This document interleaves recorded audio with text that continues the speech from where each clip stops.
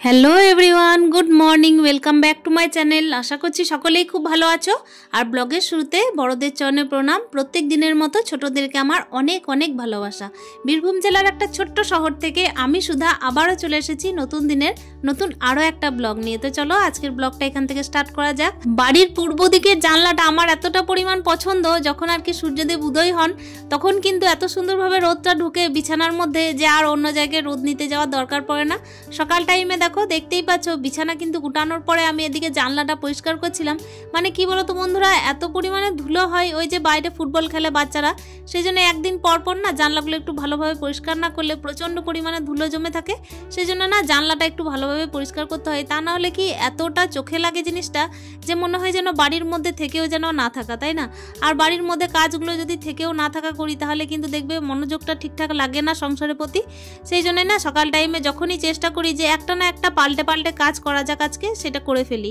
তো চলো সকাল টাইম তো এইভাবে স্টার্ট করেছি। এদিকে যখন দেখতে পেলে যে বিছানাটা কিন্তু আমি গুটিয়ে ফেলেছি, তারপর কিন্তু আবারও মনস্থির করেছিলাম যে বিছানার চাদর, বালিশের কভার, তার সঙ্গে হচ্ছে লেভের কভার, সেগুলো সমস্ত কিছুই কিন্তু আজকে কাচতে দেব। আসলে কি বলতো বন্ধুরা, অনেকেই কিন্তু আমাকে জিজ্ঞেস করেছো যে আমার হাতের ব্যাপারে, যে কোন কাজটা করতে আমার অসুবিধা হয়, বা হচ্ছে হাতের এই যে কাজগুলো করি সেই সমস্ত কাজের জন্য আমার অসুবিধা হয় কিনা। আসলেই হয়। তার জন্য কিন্তু দেখো আমার এই ভারী ভারী জিনিস কাচার জন্য আমাকে কাউকে না কাউকে লাগেই। বলতে গেলে আমার এক মাসি, মানে আমি তাকে মাসিই বলি, তো সে কিন্তু আমাকে সমস্ত রকমের এই কাজগুলোকে করে দেন, যেগুলো আর কি ভারী কাজ।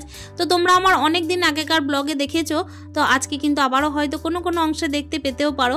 তো এই ক্ষেত্রে কিন্তু আমার একটুখানি হেল্প লাগে, যেগুলো আমার আগে লাগতো না।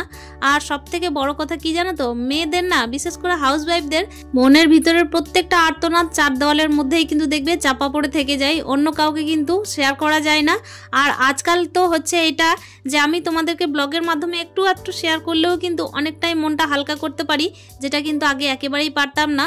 প্রত্যেকটা মেয়ের ক্ষেত্রেই হয়তো কম বেশি নিজের মনের ভেতরে যে সমস্ত আর্তনাদগুলো থাকে, যেগুলোকে আর কি সে বের করতে চায়, সেগুলো কিন্তু চার দেওয়ালে চাপা পড়েই থেকে যায়, সেগুলো কিন্তু আর সে প্রকাশ করতে পারে না। ঠিক তেমনই আমারও ক্ষেত্রেও তাই। অনেক দিদিভাই আছো, বোনেরা আছো, যারা কিন্তু আমাকে কন্টিনিউ কোনো না কোনো ভিডিওতে জিজ্ঞেস করেই থাকো যে এই যে হাতের মধ্যে এত চোট আঘাত, তার মধ্যে আমি সমস্ত কাজ কি করে করি। আসলেই তোমাদেরকে আমি না বলেই পারছি না যে যে সমস্ত খুবই ভারী ভারী কাজগুলো থাকে সে সমস্ত কাজ কিন্তু আমাকে অন্যের হেল্পেই করতে হয়। সেই জন্য দেখো ছোটোখাটো যে সমস্ত কাজ থাকে, সমস্ত কাজই তো আমি করে থাকি, ঘরে বাইরে সমস্ত কিছুই। তবে তারই মধ্যে কিন্তু যেহেতু আমার একটা হাতের মধ্যে এতটা প্রেশার দেওয়া যায় না, সেই জন্যই কিন্তু আমাকে কারো না কারো হেল্প লাগে। আর যে হেল্পের জন্য কিন্তু আজকে আমার দরকার পড়ছে, যেগুলো আমার কোনো দিন দরকার পড়েনি, তবুও কিন্তু দেখো কন্টিনিউ আমি নিজেকে সমস্ত দিক থেকে কিন্তু অ্যাক্টিভ রাখার চেষ্টা করেছি, সমস্ত দিকেই কিন্তু নিজেকে ঠিকঠাকভাবে চালিয়ে যাওয়ার চেষ্টা করেছি, কখনো হাল ছাড়িনি। তবে হ্যাঁ, ওই যে বললাম চার দেওয়ালের আর্তনাদটা কিন্তু চার দেওয়ালের ভেতরেই থেকে গেছে, বাইরে আর যেতে পারেনি। এদিকে সকাল থেকে তোমাদের সাথে গল্প গুজব সারতে সারতেই আমার কিন্তু এখন রান্না বসানোর পালা চলে এসেছে। ওদিকে ঠাকুর সেবাটাও দিয়ে নিয়েছিলাম, দেখতেই পেলে গোপাল সেবা, ফুল তোলা, সমস্ত কিছুই হয়ে যাওয়ার পরে এই যে প্রত্যেক দিনে যে এরকম ডেলি রুটিন থাকে যে আমাকে একটুখানি এই যে রান্নার ব্যবস্থা করতেই হবে, যেমন করেই হোক মা ছেলে দুইজন মিলে চলতে হবে। সেই জন্য দেখো স্টেপ বাই স্টেপ কিন্তু প্রত্যেক দিনের একই রকম রুটিন আমার চলতে থাকে। সকাল টাইমে কিন্তু আমার ছেলেকে কোনো রকমের কিছু খাওয়ানো হয়নি। আসলে ছোলা বাদাম যেটা ভেজানো থাকে সেটাও আজকে ভেজানো হয়নি। তবে হ্যাঁ, আলমন্ড একটুখানি দেওয়া হয়েছিল, একটুখানি বলতে 4টে দেওয়া হয়েছিল, যেটা আমি গোপাল সোনাকে দিয়ে থাকি সকালে ঘুম থেকে উঠেই, সেটাই আর কি ছেলেকে প্রসাদী স্বরূপ দেওয়া হয়। আর তারপর দেখো টিফিনের ব্যবস্থা যেটা করা, সেটা আমি আজকে যেটা করেছি সেটা হচ্ছে একটুখানি আলু ভাজা মুড়ি করেছি, আর পায়েস করা ছিল, তো পায়েসটা দেবো ছেলেকে। আর কি বলতো বন্ধুরা, আজকে যেহেতু শনিবারের ব্লগটা তোমাদের সাথে শেয়ার করছি। শনিবার দিন আমার ছেলে সকাল টাইমে কিন্তু ড্রয়িং থাকে, সেজন্য ওকে ড্রয়িং থেকে নিয়ে যাওয়া নিয়ে আসা সমস্ত কিছুই কিন্তু এর মাঝে সেরে ফেলেছি। তো দেখো তোমাদের সাথে গল্প করতে করতে এদিকে কিন্তু আমি আগের দিনের যে সুন্দর সুন্দর পালং শাকগুলো ছিল, আসলে বলেছিলাম না কচি কচি চাষিদের কাছে নেওয়া, সেই পালং শাকটা অর্ধেকটা ছিল, তো সেটাই তরকারি করলাম। আর ওই যে দেখো মনস্থির যেটা করেছিলাম সেটা করেই ফেলেছি, চাদর, বিছানার কভারগুলো, তারপর হচ্ছে বালিশের কভার, সমস্ত কিছুই কিন্তু আমি এখানে কাচাতে দিয়েছিলাম। তো এগুলোই কিন্তু একটুখানি দুজন মিলে নেওয়া। দুইজন বলতেই ওই যে বললাম একটু আগেই যে আমার হেল্পিং হ্যান্ড স্বরূপ, মানে ভারী কাজগুলো যেটা আমি করতে পারি না, তার জন্য কিন্তু আমাকে কারো না কারো হেল্প নিতে হয়। আর সেই জন্যই কিন্তু এই টুকিটাকি কাজের জন্য আমাকে একজনকে হেল্পিং হ্যান্ড স্বরূপ কিন্তু লাগাতেই হয় কাজে। তো চলো দেখতেই পাচ্ছ ছাদে কিন্তু কাপড়গুলো মিলতে থাকি। আবার আমাকে অনেকেই জিজ্ঞেস করেছো যে আমার হাতের মধ্যে এত বড় কাটা দাগ কিসের।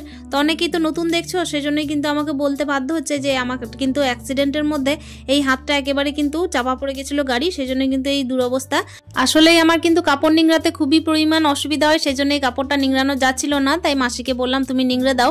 মনের কোনো একটা কোণায় এখনো পর্যন্ত প্রচন্ড পরিমাণের কষ্ট হয় যখন আর কি দিনগুলো মনে পড়ে যে কিভাবে আমি মাঝ রোডে আর কি অ্যাক্সিডেন্টের মুখোমুখি হয়, তার সঙ্গে হচ্ছে জীবনটা ফিরে পেয়েছি, এটাই হচ্ছে অনেক। তা নাহলে ছেলেটাকে দেখতো কে, তাই না বলো? যতই যে থাক না কেন, মেয়েদের দেখবে একটা মা থাকলে যতটা কাজে লাগে ততটা হয়তো অন্য কেউ কাজে লাগে না।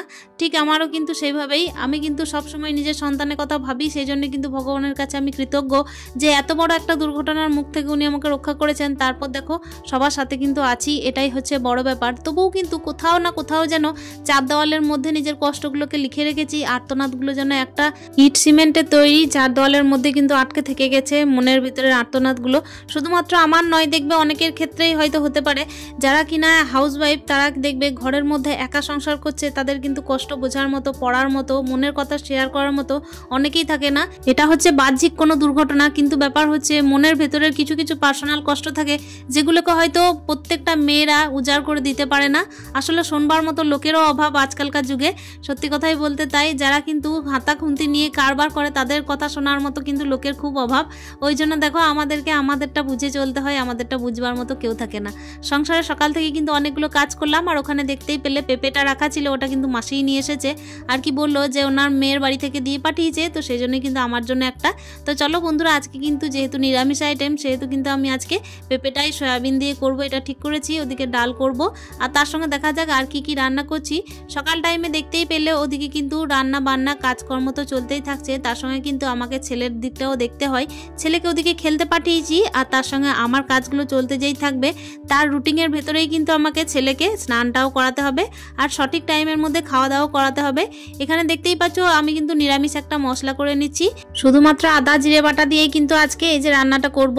আসলে যেহেতু নিরামিষ, সেই জন্য আর সয়াবিনের মধ্যে না অতিরিক্ত কিন্তু পেঁয়াজ রসুন একদম ভালো লাগে না। নিরামিষ সয়াবিনের তরকারিটা যেন আমার মনে হয় একটু বেশিই ভালো লাগে। অনেকেই দেখো এই ব্লগের মাধ্যমে কিন্তু আমাকে জিজ্ঞেস করেছো যে হাতের মধ্যে যে পোড়া জায়গাটা আছে সেটা কি। আসলে এটা পোড়া নয়, এই জায়গাটা কিন্তু বাইরে থেকে হাড় মাংস সমস্ত কিছু কিন্তু বেরিয়ে গেছিলো, সেই জন্য কিন্তু দেখা যেত। মানে ব্যাপার হচ্ছে বাইরে থেকে সমস্ত কিছু দেখা যেত, সেই জন্যই হচ্ছে ওটা এরকম অবস্থা। আর কি বলো তো বন্ধুরা, যেহেতু তোমরা বারবার জিজ্ঞেস করো, হয়তো আমাকে উত্তর দিতে ভালো লাগে না, কিন্তু প্রত্যেক দিনের ব্লগে কেউ না কেউ জিজ্ঞেস করো, সেই জন্য কিন্তু আজকে বলতে হচ্ছে। যদিও বা তোমরা আমাকে খুবই ভালোবাসো, সেই জন্য দেখো নিখুঁতভাবে আমার ব্লগ দেখো, সেই জন্য কিন্তু আমাকে জিজ্ঞেস করো। আর যারা নিখুঁতভাবে দেখো তারাই কিন্তু আমাকে কেয়ারলি জিজ্ঞেস করো, এটা একটা ভালো লাগা জিনিস। কিন্তু ওই যে বললাম, মনের কষ্টটা কোথাও যেন আর্তনাদগুলোকে আমি কাউকে শোনাতে পারি না, সেই জন্যই কিন্তু কষ্টগুলো ভেতরে থেকে গেছে।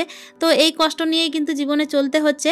আর হাতের ভিতরে যেটা দাগ দাগ দেখতে পাও তোমরা, সেটা হচ্ছে এগুলো আমার প্লেট ভরা আছে দুটো, সেই জন্যই। তো আজকে অনেক কথা বলে ফেললাম, যেগুলো হয়তো অনেকে শুনে হয়তো পছন্দ করতেও পারো, কিংবা হচ্ছে পছন্দ নাও করতে পারো। সকাল থেকে কিন্তু ওদিকে রান্না বান্না হয়ে গেল, আর ওখানে কিন্তু আমি একটুখানি বড়ার টক করেছিলাম।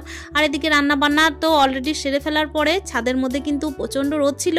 এদিকে কিন্তু বালিশের কভার আর হচ্ছে সমস্ত রকমের যে সমস্ত জিনিসগুলো কাঁচা হয়েছে সেগুলো আমি নিচে নিয়ে চলে যাচ্ছি। একেবারে ফিরে এসেছি একদম সন্ধে টন্ধে দিয়ে, প্রায় ছেলেকে টিফিন করিয়ে দেওয়ার পর রুটিটা করে নেওয়ার টাইমে, মানে ওই ঘড়ির কাঁটায় বাজবে প্রায় হচ্ছে 7:45 কি 8টা। এই টাইমে কিন্তু আমি রাত্রে রুটি করছি। আসলে আজকে আমি ভাত খেতে ইচ্ছুক নই, সেজন্যই আর কি রুটিটা করছি। আজকের ব্লগের পর হয়তো অনেকেই বা জিজ্ঞেস করতে পারো যে কিভাবে আমার হাতের মধ্যে দুর্ঘটনা ঘটেছিল। তো সেটার উত্তরও আমি দিয়ে দিচ্ছি যে দুর্ঘটনা ঘটেছিল এই কারণেই যে আমার সাথে কিন্তু অ্যাক্সিডেন্ট ঘটেছিল মেন হাইরোডে। হাইরোড বলতে গেলে কি বলো তো বন্ধুরা, টোটোর মধ্যে যেহেতু যাচ্ছিলাম, সেখান থেকেই কিন্তু একটা স্টেট বাস, তার সঙ্গে হচ্ছে স্করপিও, সমস্ত কিছুর ধাক্কা লেগেই কিন্তু এই জিনিসটা হচ্ছে। আর পুরো গাড়িটা আমার হাতের ওপরেই পড়ে যায়। হাতটা কিন্তু আমার পুরোপুরি হারিয়ে যাওয়ারই কথা, কিন্তু কোনো রকম অনেক ভালো ডাক্তারের পাল্লায় পড়ে কিন্তু আমি আজকে হাতটা কাজে লাগাতে পারছি। যেগুলো নার্ভটা ছিঁড়ে কিন্তু যাতা অবস্থা হয়েছিল, সেই কাজ যে আমি আদৌ করতে পারবো, নতুন করে যে সংসারে কাজ ধরতে পারবো, হাতে যে নতুন করে শাঁকাপালা পড়তে পারবো, এই দিনটাই কিন্তু আমাকে দেখতে হচ্ছে। এটাই আমার কাছে অনেক, তবুও কিছু একটা কষ্ট মনের মধ্যে থেকে গেছে। তো চলো বন্ধুরা, যতই কষ্ট হতে থাক, মেয়েদেরকে কিন্তু চলতে হবে।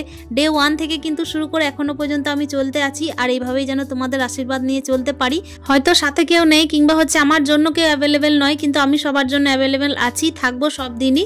তো চলো বন্ধুরা, মেয়েদের মনের এই আর্তনাদ এখানেই কিন্তু আমি শেষ করব তা নয়, অনেক দিনের অনেক আর্তনাদ কিন্তু জমা থাকবে। কিন্তু আজকের মতো ভিডিওটা কিন্তু এখানেই শেষ করতে হচ্ছে। রাত্রের রুটি দিয়ে কিন্তু আজকের ভিডিওটা শেষ করছি। দেখা হচ্ছে তাহলে তোমাদের সাথে অন্য দিনের অন্য আরো একটা ব্লগ নিয়ে। প্রত্যেকটা হাউস ওয়াইফ ভেতর থেকে হ্যাপি থাকো, স্টে হ্যাপি, হ্যাপি মন, টাটা।